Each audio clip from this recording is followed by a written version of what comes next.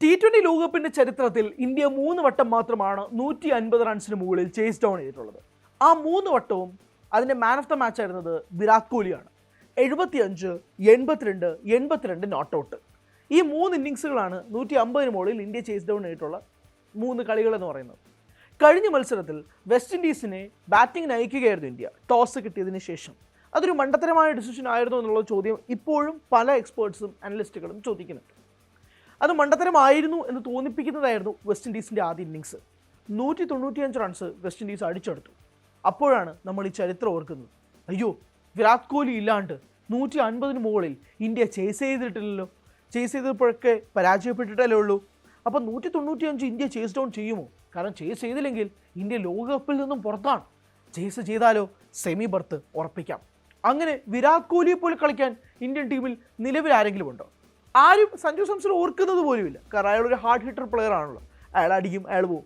ആര് കളിക്കും? അഭിഷേക് കളിക്കുമോ? ഇല്ല, അഭിഷേക് ഔട്ട് ഓഫ് ഫോമില്ല. തിലക് കളിക്കുമോ? എനിക്ക് തോന്നുന്നില്ല. സൂര്യകുമാർ യാദവ് കളിക്കുമോ? ഇല്ല, സൂര്യകുമാർ യാദവ് ആ ഒരു ഫോമിലല്ല. ഹാർദിക് പാണ്ഡ്യ? എനിക്ക് തോന്നുന്നില്ല. ശിവം ദുബെയോ? തോന്നില്ല. അങ്ങനെ തോന്നുന്നില്ല എന്ന് പറയുന്ന ആളുകളുടെ എണ്ണം കൂടി തുടങ്ങി. പ്ലെയേഴ്സിന്മേലുള്ള വിശ്വാസം ആളുകൾക്ക് കുറഞ്ഞു തുടങ്ങി. അങ്ങനെ എല്ലാം സംഭവിക്കുന്നിടത്താണ് എല്ലാവരെയും ഞെട്ടിച്ചുകൊണ്ട് ഇക്വേഷനിൽ പോലും പെടുത്താതിരുന്ന ആ പ്ലെയർ തുടക്കം തൊട്ട് കളിക്കാൻ തുടങ്ങിയത്. അയാളുടെ പേരാണ് സഞ്ജു സാംസൺ. അയാൾ വന്ന് കളിച്ചപ്പോൾ എല്ലാവരും അക്ഷരാർത്ഥത്തിൽ പറഞ്ഞു, ഇയാളെ നമ്മൾ ഇക്വേഷനിൽ പോലും പെടുത്തിയില്ലല്ലോ എന്നുള്ള ചോദ്യം. സ്വാഭാവികമാണ്.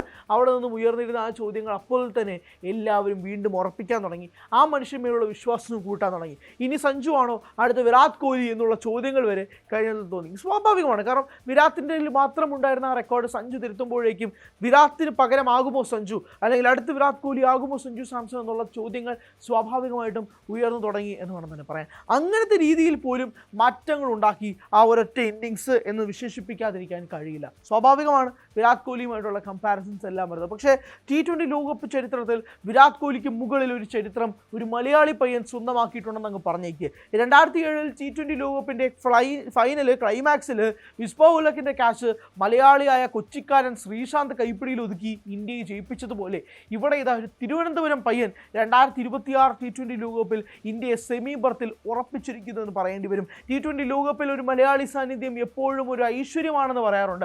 2011 വേൾഡ് കപ്പിൽ ശ്രീശാന്ത് കളിച്ചത് ആകെ 2 മത്സരങ്ങളാണ്. തുടക്കത്തിലെ മത്സരവും ഫൈനൽ മത്സരവും. തുടക്കത്തിൽ ബംഗ്ലാദേശിനെതിരെ, ഫൈനൽ ശ്രീലങ്കയ്ക്കെതിരെ. ആ 2 മത്സരങ്ങൾ മാത്രമേ ശ്രീശാന്ത് കളിച്ചിട്ടുള്ളൂ. അതൊരു ഭാഗ്യമാണെന്നാണ് സച്ചിൻ പറഞ്ഞിട്ടുള്ളത്. ഇവിടെ 2026 വരുമ്പോൾ ഭാഗ്യം മാത്രമല്ല കഠിനാധ്വാനം എന്നൊരു പരിപാടിയും കൂടിയുണ്ട് എന്നും കൂടി ഓർമ്മിപ്പിക്കുകയാണ്. സഞ്ജു വിരാട്ടുമായിട്ടുള്ള ഇന്നിങ്സുകൾ എടുത്ത് കമ്പയർ ചെയ്യുന്നത് വരെയുണ്ട് ആളുകൾ. 2022 T20 ലോകകപ്പിൽ പാകിസ്ഥാനെതിരെ ഇന്ത്യ കളിച്ച കളിയുണ്ട്. അതിനകത്ത് വിരാട് കോഹ്ലി ജയിപ്പിച്ചൊരു ഇന്നിങ്സ് ഉണ്ട്. ഏത് ഇന്നിങ്സ്?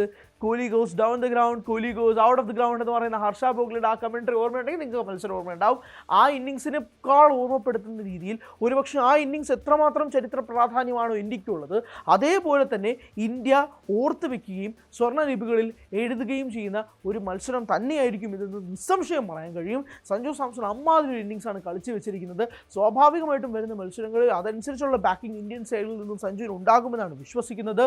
വിരാട് കോഹ്ലി കളിച്ച ഇന്നിങ്സ് ആ ഇന്നിങ്സിന് എന്തുമാത്രം വിലയുണ്ടോ അതുപോലെ തന്നെയാണ് കഴിഞ്ഞ ദിവസത്തെ സഞ്ജുവിൻ്റെ ഇന്നിങ്സ് ആളുകൾ കാണുന്നത്. കാരണം ബാക്ക് ചെയ്യാൻ ഒരു മനുഷ്യനുണ്ടായിരുന്നില്ല. ഒറ്റയ്ക്ക് നിന്ന് പോരാടി ഒറ്റയ്ക്ക് ടീമിനെ ജയിപ്പിച്ച് സെമി ഫൈനലിലേക്ക് ഉറപ്പിച്ച സഞ്ജു സാംസനെ കാണുമ്പോൾ സ്വാഭാവികമായിട്ട് നമുക്ക് ഉറപ്പിക്കാം വിരാട് കോഹ്ലിയുടെ ആ പൊന്നും വിലയുള്ള ഇന്നിങ്സിനേക്കാൾ വലുതാണോ സഞ്ജുവിൻ്റെ ഇന്നിങ്സ് എന്നുള്ള ചോദ്യം സ്വാഭാവികമാണ്. കൂടുതൽ വാർത്തകൾക്ക് News 18 Keralam YouTube channel subscribe ചെയ്യുക.